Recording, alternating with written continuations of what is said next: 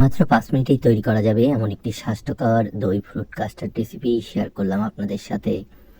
এজন্যই প্রথমে আমরা নিয়ে নিয়েছিলাম কিছু স্বাস্থ্যসম্মত ফল।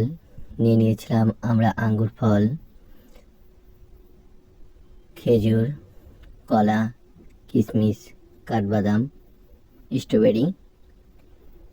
এবার আমরা ফলগুলো খুব ভালো করে কেটে নিলাম এবং কাটার আগে অবশ্যই ফলগুলো ধুয়ে নেবেন, কারণ বাজারে অনেক ধুলোবালি থাকে।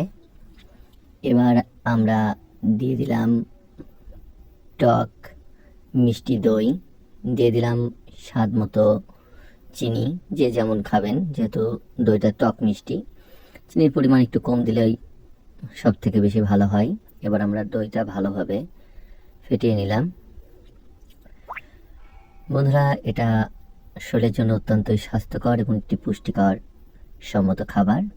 এবার এর মধ্যে আমরা একে একে দিয়ে দিলাম খেজুর, কেটে রাখা স্ট্রবেরি, আঙুর ফল, কিশমিশ,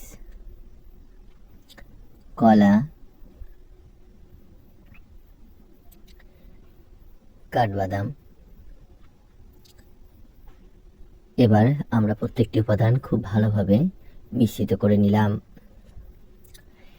এটা যেমন পুষ্টিকর খাবার এবং শরীরকে ঠান্ডা রাখে, যেহেতু এখানে দইয়ের সাথে অনেকগুলো ফ্রুটস আছে এবং প্রত্যেকটি ফ্রুটসই অত্যন্তই স্বাস্থ্যসম্মত এবং পুষ্টিকর।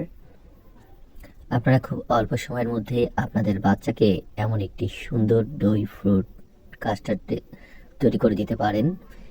এবং আমরা শেষে এর মধ্যে দিয়ে দিলাম মধু, যেটা খাওয়ার স্বাদ আরও একটু বাড়িয়ে দেবে।